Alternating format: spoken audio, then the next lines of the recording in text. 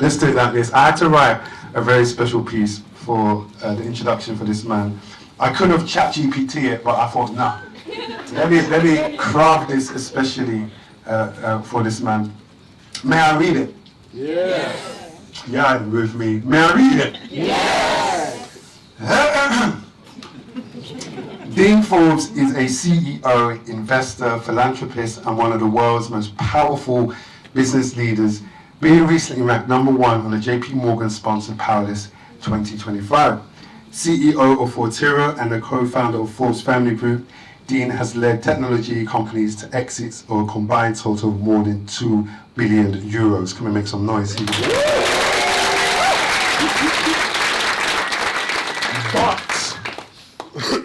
But beyond the titles and accolades, beyond the billion-euro deals, there is a man, just a man, who has overcome hardship, made bold decisions, and has grafted for everything he's acquired.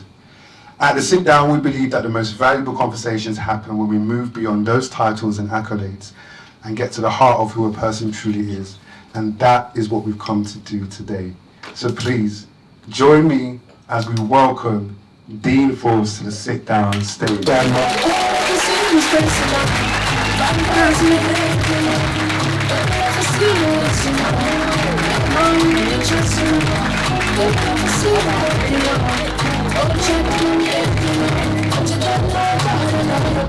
All right. Ooh. Yeah, it's one of those moving. Wow. It's chilling. How are you? I'm good. Evening. How's it, London? You good? All right. All right. Cool. Why did you agree to do this? You spoke about this a bit. Why did I agree to do it? Because you're persistent, man.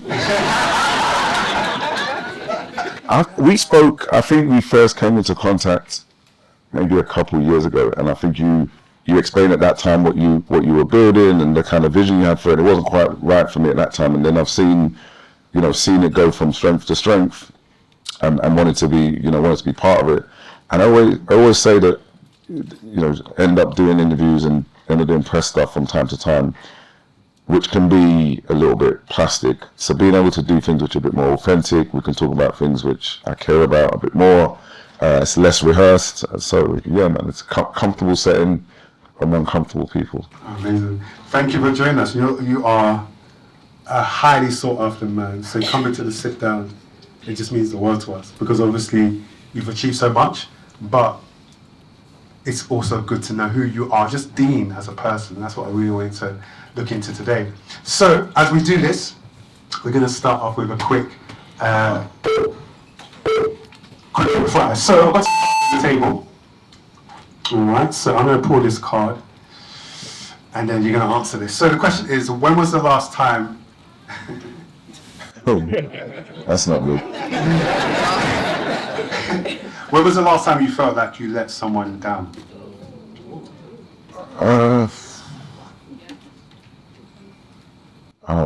Weekly, and it's mostly my family. We were talking about this upstairs a moment ago. Spend so much time at work. I enjoy my work so much. It means so much to me. And then I get home at 11 o'clock at night, and I haven't seen my kids, and maybe Danielle's already fallen asleep, and you feel like I kind of I missed out. And then the next day you think, okay, I'll get home on time the next night, and then maybe the kids are out that night, so you're home, and you just kind of you're kind of missing them, and you do constantly ask yourself, is this like the right? Yeah, is this the right choice? You feel like you're not being present enough, and it gets worse if Daniel says to you, "Oh, one of the kids had a problem," and you weren't there in that moment. That's why sometimes I feel like I'm letting them down. Yeah. Wow, we started deep out the gate. All right, you pick a card for me. It's a very good question. Oh, all right. When was the last time you felt out of place? Ooh, was the last time I felt out of place? I always feel out of place. Yeah. If I go to, I'm an introvert, so if I go to like a gathering, I'm in the corner, like, and so you might think I'm stush. I'm not. I'm just observing the room to know how to maneuver. Do I like these people? Do I not like these people? Do I want to talk to these people? So any room I step into, I feel out of place, unless I'm with my peoples. If I'm with my peoples, you feel good. Yeah, I feel like that. Yeah. Got it. All right. In your opinion, what is the worst thing someone could say about you? I don't care what people say. You know? Nah, beyond my family, I don't. I mean, it's nice when people say nice things, but I'm hard to offend. So yeah, it's not really much you can say there. Oh, you're good. Yeah, people say stuff I don't want to hear. I just do cancel you, and I don't. Okay, you think I got it? Oh, okay. What's something you have now that your younger self would be proud of? That's a good one. I like that. What do you have? These trainers. These trainers. Oh my gosh. Like, when I was younger, I was like, oh man. One day. Air Maxes. If it all goes well, Air Maxes. And then my wife bought me. Where's my wife? She goes to the shop. Okay. She bought me these for my birthday. And she said, "What do you want for my birthday? For your birthday?" I said, "These trainers." And I remember when I opened the box, I was like, 15 again. yeah. So I'm trying not even to wear these too much because I'm trying to keep them in good condition. So yeah, these trainers. Okay. What scares you the most about yourself? My addiction to work. It's absolutely unhealthy. Like physically, it's unhealthy, and I've tried different angles to cure it and taper it off, and I've been unsuccessful. So I've given up trying, but it's not. It can't be healthy in the long run. We'll get into that. Because you're gonna have to switch it off one day. Yeah, or it'll get switched off, right? It's one of those things that you switch it off, or God switches it off for you. You know what I'm saying? So. Okay. You pick one. All right. What's your favorite book, and what did it teach you? Favorite book? I don't know if it's cliche, but I would say the Bible, because it shows me myself. Like, it shows me myself. So when the Bible might say something like, I don't know, maybe talking about pride, talking about giving, I'm like, I would never. I'm selfish. Like, if you ask me for McDonald's chips, I'm angry. You know what I'm saying? So the more and more I read it, the more it's showing me you might need to fix that. You know, I'm trying to fix it. So, are you religious and spiritual? Yeah, because I'm Christian. Okay. Yeah. From my parents, and then had to take it as my own. But it's a journey. Oh my gosh, is it a journey? Yeah. What is that, Christian? Yeah. Lots. It's a journey. All right. Last one is me, man. Okay, this is a nice one for 6 seconds. What is a quote that you live by? A quote, there's a passage of text called "The Man in the Arena." Have you seen this? If you've never seen it, go look it up. It's called "The Man in the Arena." Teddy Roosevelt quote, the U.S. President Teddy Roosevelt quote. I can't remember it word for word, but the sentiment of the quote is that the victory belongs to the person who's in the arena trying to make something happen, not the person who's standing from far criticizing how they could have done it or should have done it. The victory is for those of us who are in the middle of it, trying to make it happen, swinging punches, taking knocks in life. That victory and the accolades go to the man or woman in the arena. I love that. I got it on my wall in my office. Probably the only one that I really come back to, you know? Round of applause, please. Good fire. All right. Who has envelope 1? Okay. Mic check. Mic check. Who's got the mic? It's your birthday in a couple of days as well. Yes. What? Saturday, right? Sunday. You told me Saturday. I feel like she ought to know.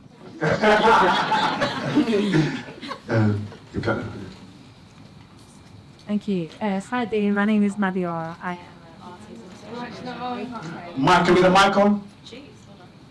Yeah. 1, 2, 1, 2. No? Push it. 2. 1, 2. Get another one. Come on, let's get the mic, guys. Thank you. Yeah. Hi Dean, so my name is Nadia Lamani and I'm an artist that specialises in art that heals the heart. I've got a question here for you today, and it's a quote actually, and it says, "There are still moments when I think how is this my life?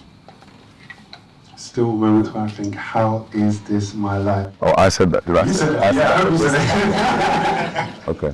And since we're probably that you said. Yeah. And this first section we're going to look at is life at the top of the summit. Because again, from an vantage point of where people will be sitting, it's like, yeah, Dean has made it, but I want to know what life is like at that top summit. So I guess my first question to you is, what would you call this chapter of your life? To sum it up. What would I call it? I don't really know. You know, this is it's a period where I feel kind of most comfortable. I feel most like at ease with myself, and I think you can, you know, if you see me socially or see content socially, you can hopefully just see me kind of living, you know, as I am. It's probably the period in my life where I've had to adjust the least in other people's presence, right? If I go back 10, 15 years when my career was started, I managed very carefully what I said, and I managed very carefully how I spoke, and I managed very carefully how I dressed. I was very conscious of how I would be received by the other person, so I was always trying to tone parts of myself down. And today, I enjoy those parts of myself. I'm not trying to tone any of that down. And I feel good about this period of my life because, you know, the last 20 years have given me the comfort and the freedom in a lot of ways to be like that. And that is a very liberating feeling, especially from a journey perspective where you remember not being able to do that, and now you are able to do that. It's quite a fulfilling thing. So I would say I'm like very comfortable now, very happy with, you know, who I am, but probably more ambitious today than I was 5 years ago or 10 years ago. I feel like I've got more to do now than 5 or 10 years ago. Yeah. And for us, this is where we might see you, but where would you point to if, for you personally, this is where you think you are? Oh, where would I see myself? Yeah, where do you see it? Do you see yourself at that top part? Wow, that is mad. You see yourself at the bottom? Yeah, well, first of all, here you got nowhere else to go. Right, so what if you take a helicopter? Wait, who are you thinking? I said, yeah, wait for my back. What if there's a helicopter at the summit to take you to a higher mountain? There's so much more to do. Into space. There's so much to see. I was making mistakes today and yesterday, so can't possibly consider yourself. But by what criteria would you even imagine me to be there? I don't. Why would you? Whoever did this slide? Why? It was me who did this slide. Right. Why did you put me there? Because you look like you made it, innit? Like, Mama, I made it. No, I think because, especially as a black man in the UK, I feel like you're at the top of the totem pole. But I also know that doesn't come without its challenges. And so I already know in my mind, you probably think you're halfway through there. But my thinking also is, could you ever accept that you are here? Never. And so that's why I wonder, that's why I asked that question. But why? Why could you never accept that you would be? Here's what happens, at least for me, right? So you're climbing, and you think, you know, there's 10 floors in this thing that I'm climbing, and then you get to floor 9, and you realize 10 is in sight, and you go, I wonder what 20 looks like, right? So you're now, you know, the moment after that happens in your head, you're now further away from the summit than you were, you know, a moment ago. And that's about, in my opinion, it's about curiosity, that's about aspiration, that's about wanting to do better time after time. And we had a bit of a discussion about this a moment ago. I don't think there's anything wrong with that. I don't think there's anything wrong with a constant and relentless pursuit of progression. And that's all it is. I never thought, actually that's not true. When I was young, I kind of had a number on success. Like when I get to that number, I consider myself successful when I get to that number. And that number was more about, you know, the basics of my family and the people I loved and cared about around me. So at that number, family's good, mum's good, brother's good, we'll be good for a bit of time. And then you're at the top, so you have to start over. So the number's gone out. It's just, how much better can I be in this lifetime? And for people that don't even know what you do, I think people know what you've achieved. I think people know what you've done, but what do you actually do? That's such a good question, because I bump into people sometimes, and often, well, almost always, everybody's like really warm and really positive, which is such a beautiful thing. And then sometimes people ask me a question, I think, you cannot possibly know like what I do if you think that is a question I can answer or I can help you. My favorite one was the other day. I was getting a tirade online from this guy because I haven't built any schools or hospitals in Africa. I was like, it's factually correct, but I wouldn't know where to begin. Like, even if I woke up one morning and thought that was a good idea, I wouldn't know where to begin. So what do? Like, I'm the CEO of Fortero, which is a B2B software company, ERP software company. So backbone systems that companies run their business on. That's probably takes me 6.5 days a week doing that. And 3,000 people across Europe. I'm a partner at Corton Capital, which is a private equity investor. So we raised 1.2 billion fund, and we're out trying to invest in 20 to 50 million euro software companies. I'm on the board at Cornerstone. So Cornerstone are a venture capital who invest in minority and underrepresented tech type businesses. I'm on the board there, and I'm the chairman at Forbes Family Group. So that's the spread of how I spend my 7 days a week. That's a lot.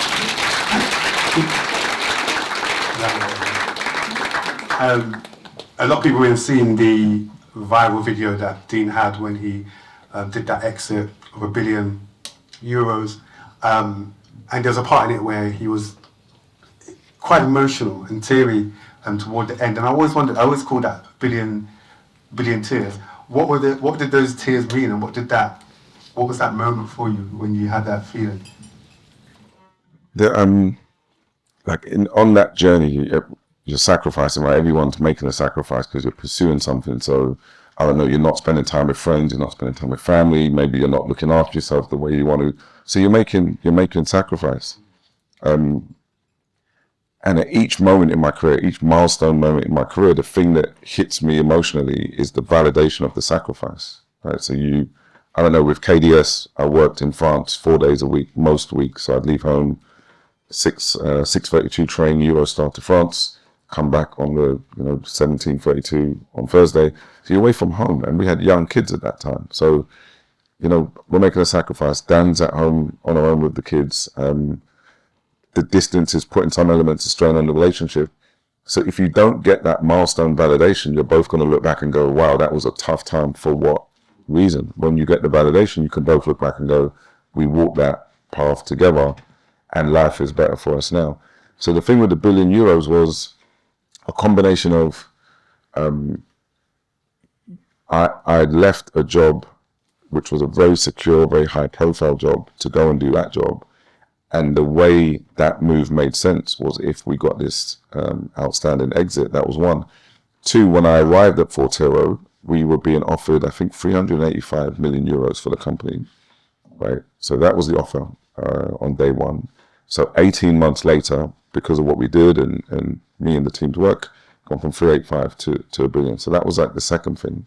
And the third thing, selfishly, is I knew what that was going to do for our life, for our kids' kids, and beyond in the generation. So it validated every career step up until that point, and every gamble I'd taken and we had taken. And it was overwhelming, man. It was overwhelming. We were talking, something was 3 weeks ago, and I found out he's a Jay-Z fan. And so there's a freestyle that I love of Jay-Z's. And I sent it to D, and he goes, how did you know I was a Jay-Z fan? I was like, man, we did our research, I got to do it. And then I said, I'm going to send you something, and it's one of my favorite freestyles. And you said it was your favorite freestyle as well. I was like, oh, cool. And then there was a line in that freestyle that really connected with us. So I'm going to play that. Nick, safe shall be night, you make all good nights you with. That's only half if they like you. They ain't even the half what they might do. Don't believe me, ask Michael. See Martin, see Malcolm. You see Biddy, see Pac, see success in its outcome. See Jesus, see Judas. See the see Brutus, see success is like suicide. Suicide is a suicide. If you succeed, they to be crucified. If you succeed, prepare to be crucified. What line was it from that Grammy freestyle that really stood out to you? If you succeed, prepare to be crucified. You can rap it. You can. There's another one though. I love that. You see Big, you see Pac, seek success and its outcome. I love that. But there's another quote a bit later on that just appeals to my ego, where it's like the bar is about him being in Forbes magazine, but not with the entertainers, with the business people, and that really resonates with me, because a lot of the kind of profile has been, we haven't seen this before outside of sports and entertainment. So I like the fact that, like a lot of people, my journey is reminding people that we can be successful away from sports and entertainment. And there's nothing wrong with those careers. That's the counter of it. Like, sometimes people talk about sports and entertainment like it's just one step to the left of drug dealing. It isn't, man. And people have made good careers for themselves doing that. That's a beautiful thing. But I do think it is good for our younger people to see success and see all of those things young people like to see being attained away from, just in another path. That line, I think it's like they got me with the billionaires and the titans. The like to move up murder, billionaire boys and the dudes you never heard of. Right. That's sort of that. Well, we can go bar for bar. Like, well, if you really want to, we can freestyle. Like, the kids will tell you, I do Sunday dinner time freestyles with the kids. Have you got an album? I ain't got an album, but me and my daughter freestyle battle, and I body her all of the time. Like, she'll tell you. One of the lines I love is, the saints what they night you, they're gonna good night you with. And I think for you, like, people build you up a lot, and that could be a lot of pressure, but people really build you up. And we've seen countless times the same people they build up, the same people they'll knock down. And I wonder for you, is there ever in the back of your mind that thought that, one day the tables could turn? And do you have that in your mind? Do you prepare for that?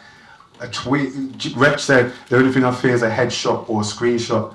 Like, is there any a time when you're like, I can see that there's so much love, but if the tables ever turn, boy, are you aware that could happen? Like, the world is an insane place. Like, it's insane, and the internet is just like another dimension to me. I'm a little bit older, so my view of the internet is probably a little bit different, but there's and I don't want to say the name, but there's like a famous comedian going through something right now.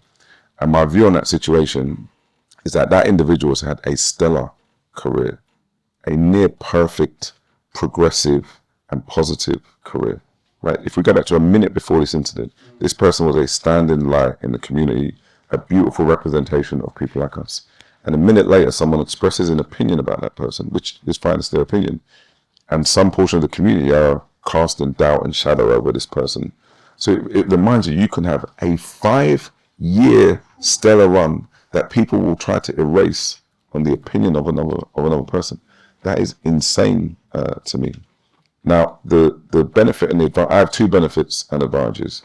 One is my line of work is so capitalistic that I can be forgiven for a lot of evils if my results are good, right? So I've got much greater tolerance than people in the public eye. If I deliver numbers, if I deliver shareholder return, I can hold powerless parties in nightclubs in Lewisham and no one can say anything to me. I can walk West Indian food into the middle of corporate UK and no one can say anything to me. I can cancel, which I have done, I can cancel meetings because I don't think there are enough minorities represented in the meetings, and I can walk out of deals, which I have done. And that gets tolerated because of my results behind me. So that's one advantage I have. The other advantage I have is you kind of can't cancel me. You know what I'm saying? Like, of course, something bad could happen and it could, be a negative experience for me and my loved ones. That can happen, but you can't cancel me because I'm loved by my family. I love my family. I'm financially secure. So what does that cancellation look like? Like you can't do that to me. So nobody can good night me in this way. That's a t-shirt.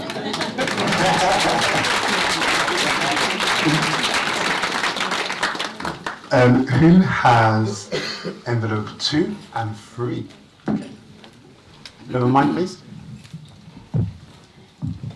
Can't count. Nobody from Good Night. I like that. I might make that my Instagram profile bio. Hi everyone, Hiya. I'm Nyla and I'm building a mental health and wellness brand for women. We create journals and I would love to show you after. But the quote I have is I can see what's wrong with something and know how to fix it. That's just what I'm good at. I can see what is wrong with something and know how to fix it. That's just what I'm good at. Number 3. Who's got number 3? Yes, sir.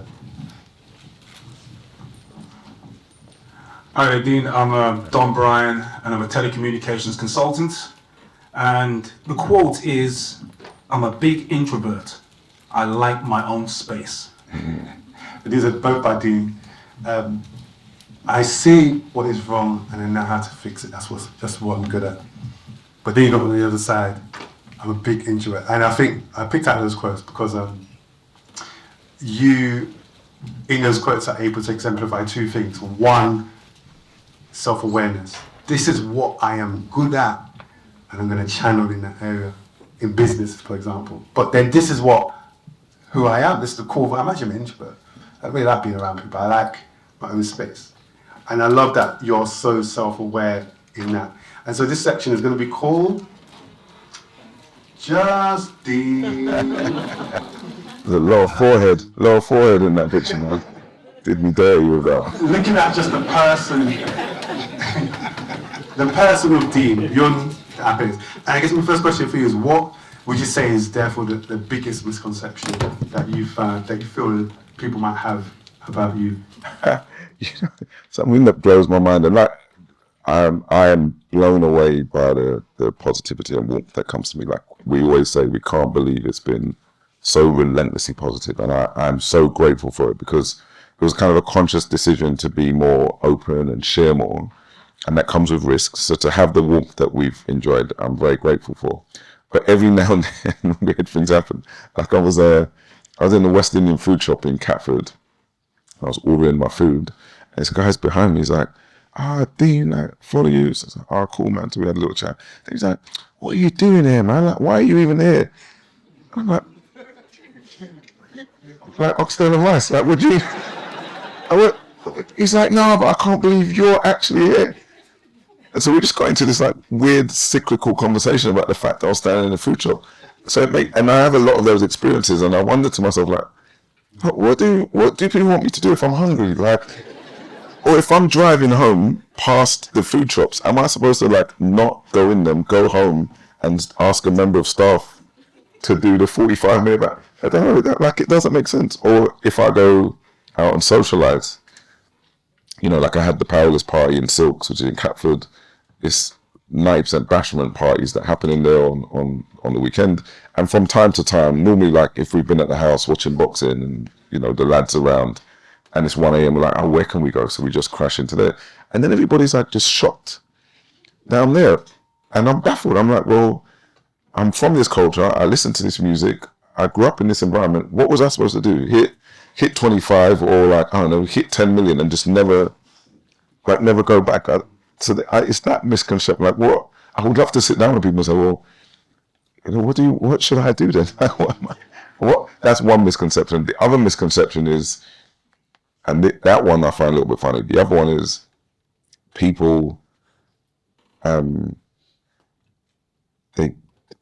sometimes they're unreasonable in their expectations, you know, of me, or I think they're unreasonable in their expectations of me. So when I was running the Forbes family group socials, and I told this story about the fact that there was a young business that pitched me.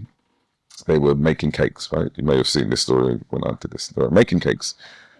I know, right? Do you want to invest? You know, I don't really want to invest in the cake business, but you know what I'll do? What's the biggest cake order? Did anyone see this story when I told it? Yeah. Okay. All right, cool. So most of you did. I don't want to invest. What's the biggest cake order you've ever thought of? I said 50 cakes. I was like, okay. Can you deliver 75 cakes in 3 days' time? Yeah, we can do it. Sure? Yeah, we can do it. Here's the price, but we're going to discount it for you. No. I'll pay full price. Cool. I need 25 cakes here, 25 cakes here, and 25 cakes here on Wednesday morning. So I paid the money, job done. Wednesday morning, I walk into Fortero's office, and in the doorway are 75 cakes. So I'm like, oh man, no big issue. It wasn't anybody's birthday or special occasions. It wasn't like, no wedding or anything. Thanks for delivering the cakes, but I need them in 3 different locations. You've delivered them here. I'm going to need someone to come back and do this. And the lady said to me, well, can't you put them in an Uber to the place where they're supposed to go? So I was like, not really. Then she said, oh, you've got a big team. Where's that Anne-Marie? Like, can't she? Like, can't she sort this out? And anyway, long story short, we had like this 5-minute, very strange conversation for me, because the lady she wanted me to fix the problem, and I, A, didn't have time, and B, kind of didn't feel like it was my problem to fix. So what did I do? I went on our Instagram story and I told this story. And the point of me telling this story was to say, listen, stuff goes wrong in business all the time. We all make mistakes. With Severin, been a bunch of mistakes that have been made.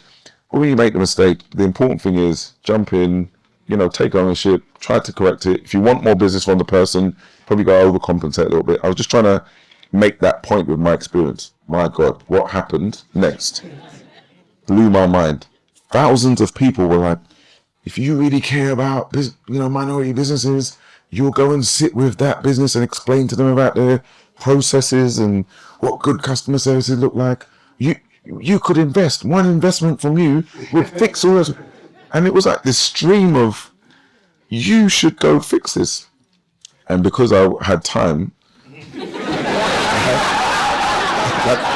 I was engaging it. I was engaging it because I was a bit curious, but then I found myself starting to get pissed off. And with one guy, I was kind of saying to him, hold on a second. Right, because you follow me on social media, about the millions that we have generated and given to charities. You know about the 15 minority businesses that we've put out. All of these things. You've seen all of the things I've done. And I'm not saying I've changed the face of the UK, but I'm saying, I've got some receipts of trying to do some things which are helpful, right? I have done things. You have seen these things that I've done.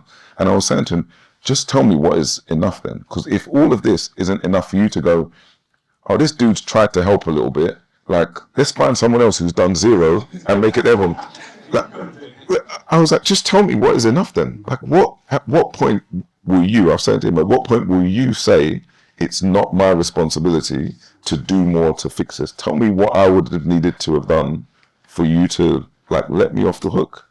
And so it was mind blowing. But that is like a bit of a, I don't know, I've seen that a lot with me where people are like, all it needs is 15 million to save it. You should do it. And I'm like, or a 90s baby where my uncle from Jamaica was ringing me, was like, yeah, we're going to do AstroTurf pitches in the UK. I just need 9 million from you. This dude if he accumulated every pound he had since he was born, and he's probably 70, he probably ain't touched 900 grand yet. In his lifetime, but he's like, 9 million from you sounds like a good bet. And now the family's disappointed because I don't do it. So that's a misconception. Sorry, you got me on a rant now. But I think even that, it leads back to that summit image where people see, that's where I guess people see you, and where they see you comes this expectation. So even if I'm asking you for 4 mil, but you've done €1 billion exit, so surely the billion went from there all the way to your account, and it's in your account. So what are you talking about? But my thing is, even if that did happen, which it did not, the ask for 4 million, it still has to be a good ask. It can't just be because you have it, you should give it. Is that it's still, because if I ask somebody for money, I put thought and reason, and I try to explain why it's going to be good for you. I never ask people for money because I think they have it. That can't be a good thing. I don't know, man. I love this because this is the flip side of success. That it's not only the success that you acquire for yourself, but it's the success that people around you assume that you have. And you've got to now navigate a whole new terrain that you've never had to navigate before. Who do I help? Who do I don't help? Who deserves help? What part of my family shouldn't? It's a whole new maze, and it's a mind-opening thing because people will play the lottery till they die. But if you win 10 million, what are you really going to do? What's going to be the next steps that you? That's different. Right? So that's. I worked for 20 years. My 6 numbers didn't come up. So what I have is because my alarm went off at 5 in the morning and I was out of the house by 5:45. Right? And most of the people that ask you were asleep at 5:45. Right? So I don't know. This is an interesting debate, actually. I want to ask audiences. So I don't know why. I don't know where the line of responsibility is in that dynamic. I'm genuinely unsure about it. But me and my friend were having a very interesting debate once. Right? I want to put this to the audience. Here's a debate. So let's say you have 200 million. Everyone in this room now has 200 million pounds. And 200 million, you can probably get 5% interest on 200 million. So that 200 is growing at 10 million a year, right? So you've got 200, that grows at 10 a year. 20 members in your family want $1 million each. They want $1 million each, and they want it every year to support their lifestyle, to support their businesses, to support their interests. Right? So in one breath, every year you can afford to give 20 and you're going to be back to 200 more or less with the way the interest works. So you've got, most people can't get through 200 million in their lifetime. So you've got more than enough for you, more than enough. So do you give the 20 to your family members each and every year? They're going on holidays, they're throwing parties, they're living their greatest life. So do you give them the 20 every year, ask no questions, because it doesn't impact you? Or do you say, it took me work, time, blood, sweat and tears to accumulate the 200. So in order to support you, I'm going to need to see something. I'm going to need to see you putting this to good work and being respectful of it. So hands up if you would just give your family the 20 every year because it wasn't touching the sides. Okay. 4. Hands up if you would need a bit more in order to keep dispatching the. It's interesting. It's a dilemma, right? Because on one side, it doesn't change your life. On another side, you worked for that money. So interesting. Y'all are too busy millionaires right now. Dear Mama. Dear Mama. Your mom said, these are the quotes your mom said. She said, whatever you do, do it and be the best at it. Whatever you do, do it and be the best at it. And you said your mum, she's my biggest inspiration. She's not a victim of anything. And I wonder, what she's poured into you, does that have an impact in this drive that you talk about, like this relentless drive and that pursuit? Is there a part of that ingrained in this pursuit that she was like, you know what, you've got to be the best of it? So when you see or meet a level that is the best, you're like, but what's the next best? How did it impact them? But my mum put that into me, but not in the way you describe, or in a positive way. Actually, like a lot of Afro-Caribbean parents, you brought home the B, and she was like, well, it's not an A. You brought home the A. She was like, well, it's not an A star. You brought home 2 A stars and a B. She was like, why aren't they all? Like, that was my mum's thing. Like nothing. There was almost nothing I brought into the house where she was like, well done, you did well. So as a young person, I really craved that, endorsement from her and that validation from her. So looking back now, I realize I got conditioned to just continue to pursue that validation because I wanted it from my mum, and frankly, it never came then, and it still hasn't come. It still hasn't come. Nah, she couldn't care less, man. She's like, well, to me, she couldn't care less to me, but then you overhear her talking to her friends and she's like, yeah, we just was on a boat and, and I think he's going to buy Amazon tomorrow. But but to me, never, but I think that's where the comfort of never hitting the finish line came from, because for 15, 16 years, I never hit the finish line with my mum where she was like, you did well, congratulations. So that became a positive in me from a negative experience. The thing with my mum is that she's always said, she's like 5'8", probably like 65 kilos. She's got no muscles in her legs below her waist. If the wind blows, she's so frail. But she's such a tyrant in her personality, and that you cannot tell this woman that she can't do something. Like you can't convince, if she has decided that she's going to do something, you cannot talk this woman out of it. So I saw that when we were growing up. Like I remember my mum saying that we needed to like do an extension on the house that we lived in. And when she decided that, she tore all of the wallpaper off of that wall that needed to be knocked out.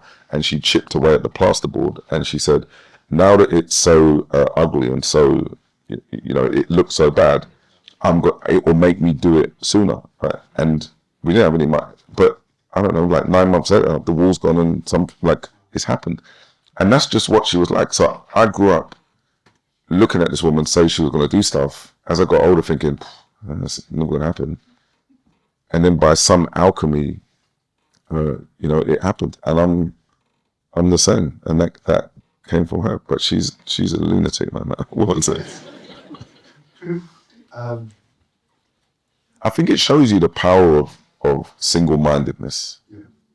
Yeah. Just it's hard. People talk, you got to manifest it, and that's how it gets framed nowadays. But the powerfulness of like single-minded, focused determination is what she was excellent at.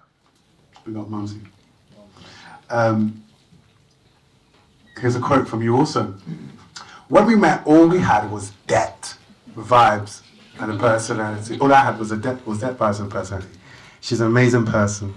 I don't know a better human being on earth. Who is this you're talking about? This is Danielle Forbes. Indeed.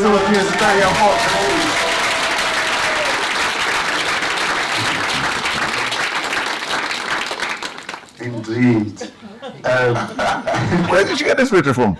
This isn't in the public domain. That's on Facebook. Whose Facebook? Danielle. It's on my Facebook. You're a liability. We need to get a social media suite on. Wow. I'm gonna run for mayor one day, and you got these things. When Danielle met you, you had depth, vibes, and personality. But you said the most important thing about meeting my wife was that I met her at my lowest point. And I think in this generation, like if you just do a little scroll, there's so many different parties in relationships saying that, look, unless this person has this amount, unless they're in this position, unless they have that, don't even come and chat to me. What did it mean to you for Danielle to accept you at that level that you were at? It's a question best like answered in reflection, because at the time I knew I wasn't doing great, but you just kind of, blag your way through it and hope that she doesn't realize you're actually bumming out tremendously right now. But on reflection, Tope, I think now if I was to go into the dating scene now, like I just can't. I hate the thought of it, not just because I'm married. I just hate the thought of that, because I wouldn't know how to navigate the position I'm in terms of the dating scene. I'm trying not to say it, but I think it was so hard to be with the version of me that Danielle, fell in love with.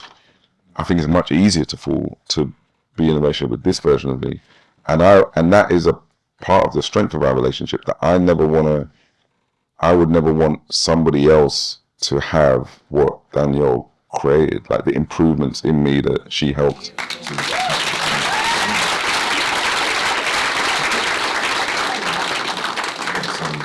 And I've said it like 100,000 times that it has been me who's gone to work, it has been me who's done the deals, it has been me who's been kind of leading on that side, but I couldn't have done that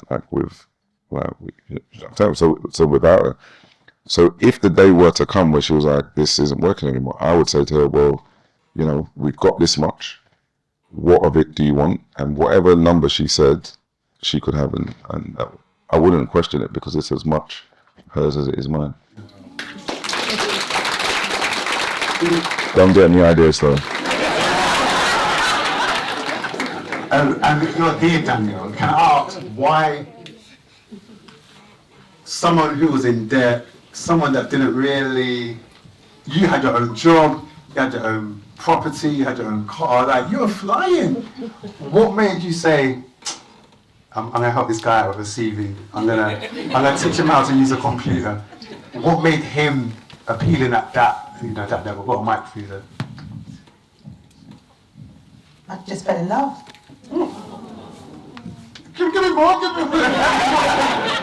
What did you love about that? What made me... What did you love about him? The person he was. How he made me feel and the person we were together. Everything we did, we built together. It never felt like, oh, I've got this and he's got less. It just felt like this is what we have at the moment.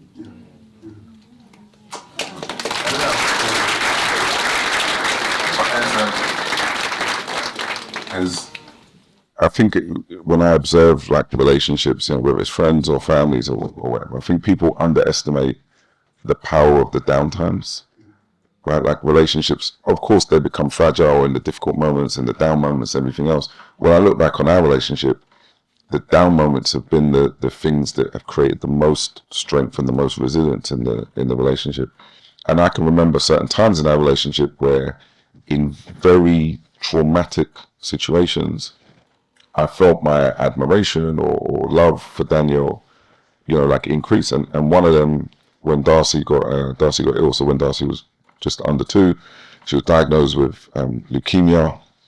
And, you know, I'm an old school traditional father, right? So my job is to provide for and care for my family. Like their protection is my job.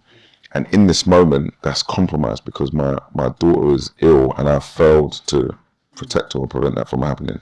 My wife is distraught because we don't know what this pathway looks like. And I'm struggling with it because I'm like, there is no bigger example of your failure as a father, husband, and protector than the fact this is now happening in your household. And 2 things happened through that experience. One, it changed me because in that experience, I remember almost saying to myself, we are going to come through this better than we went into it. I'm not letting anything be worse when we come through this. And the pathway that the doctors laid out for Darcy was pretty much exactly what happened. So we were very fortunate, but I didn't let it put a strain on the relationship. Like we did it together. We spent one-on-one time together. We had our family meals together. We did our time in hospital. Like we found a way to manage life through this traumatic experience. And it reminded me, you know, the power and responsibility of this unit. And I think since then we've been so unit focused, right? That was one thing that happened. The other thing that happened was I watched my wife do the night shift in the hospital with Darcy, come home, deal with the other kids, deal with me, go back the next day, deal with the clothes, deal with the medication, just deal with it. Just flying through it, dealing with it. Never, I'm too tired, can you? Never, I don't feel like you're doing it. It was just hit like autopilot, you know? She just went into autopilot and she just dealt with the whole thing. And I remember looking at her and thinking, like, wow, like I couldn't have chosen a better person to deal with this. And I've had tons of those moments like with her. She can be annoying as well, like, no. You've got balance, you need balance. Nah, she's amazing. I'm very lucky. Round of applause, please, for Danielle and Dean.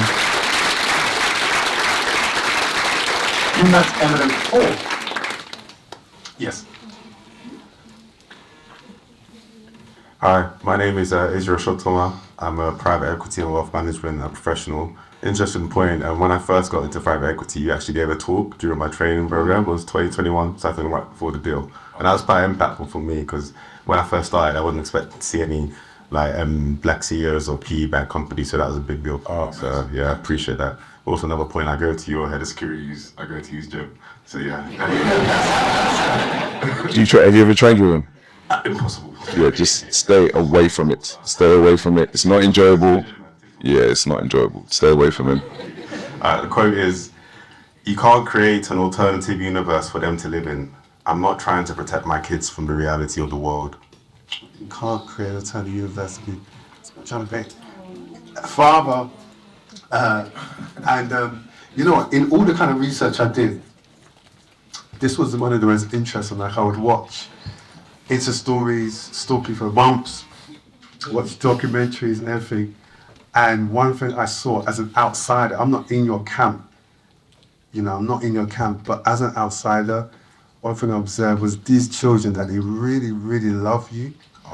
and they really, really love you. And I could see that through how they would speak. I could see that through how they would look at you and how they would just talk about you and the things that they'd experience. And I've learned, I've got my daughter here, I've got my daughter, Cleo, make some noise, Cleo. She's 6 years old, but I was like, you know, she has to come to at least one, because she's always said, why are you on your phone? Why are you on This is why I'm on my phone. I'm trying to organize the venue, yeah? So Cleo, now you're here, you can see what I'm doing. And she's 6 years old, but she's taught me so much more about me. And I think in parenthood, that is the biggest thing. And as a father, I wonder for you, what has your children taught you about your actual self? They've grown parts of me, you know, because they have forced me to kind of dig deep to find different ways to get to them. You know, like at work, I have the benefit of the hierarchy. Like, I try not to use that, but there can come moments at work where it's like, okay, we talked about this for 2 weeks. I've asked you nicely 5 different ways. I sent you the email, sent you the document, you read it, blah, blah, blah. You're still not doing it. You're going to do it by Monday, or, you know, it's going to, like, I can just revert back to the hierarchy ultimately at work. In the household, I probably can a little bit too, because we do run a traditional household. But then when the moments come with your kids where they're going through something, you can't just tell them to feel better about that experience that they had at school, or you can't just tell them that they're not sad about something, or you can't just tell them that they need to.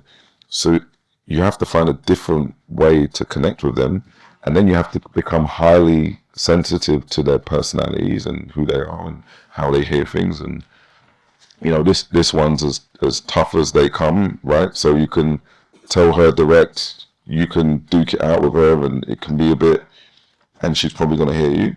My other daughter was a bit more like me, a little bit more reserved, a little bit more thoughtful, so the conversation has to happen in a different way.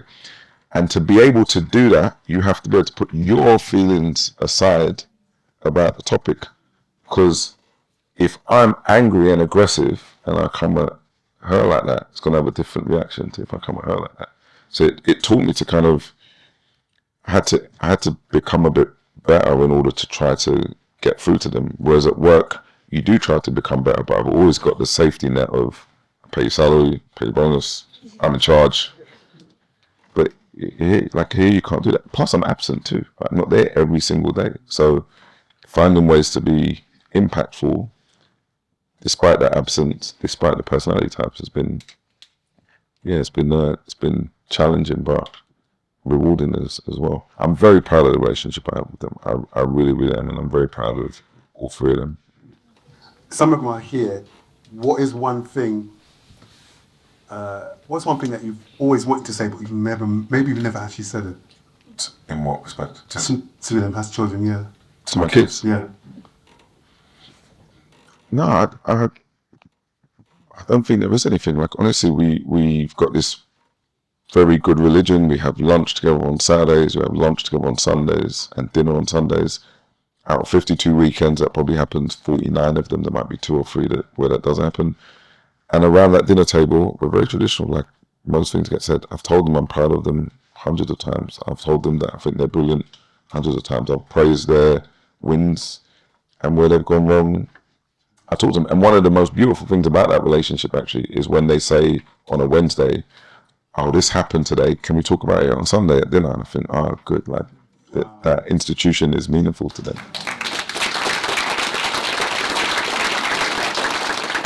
And I love, I was going to even ask that, but I love that and it's that intentional parenting. Those of us who are maybe parents in the room, you know how hard it is to balance. I'm trying to make life better for you while I'm not miss your life, and then be at the end of it, oh, I did it all for you, but I wasn't there.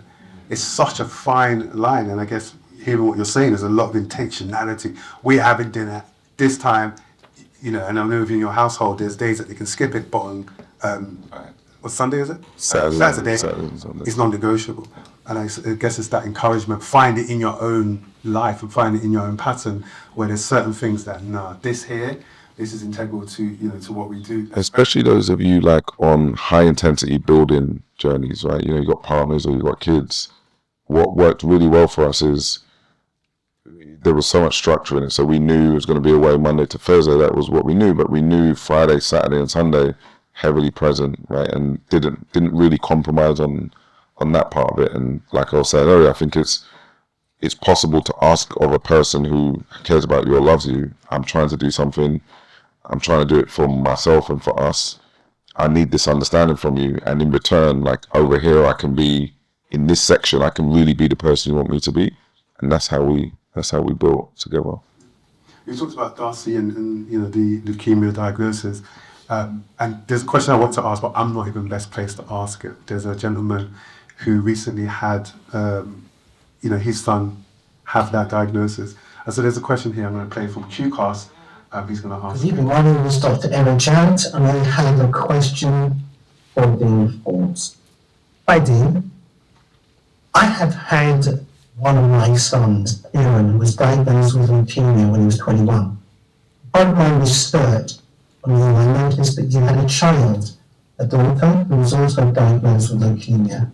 My question to you is, what advice and guidance would you give to a parent who has to deal with the sudden knowledge that they have a critically ill child? Yeah.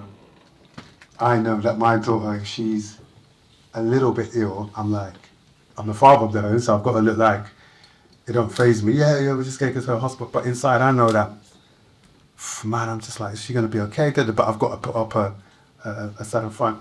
For you, yeah, what kind of advice would you give to someone in that type of same position from your advice? I don't know. Like I said, it was one of the lowest points of my life when that diagnosis happened, because I had to confront the reality that I hadn't protected my family, adequately.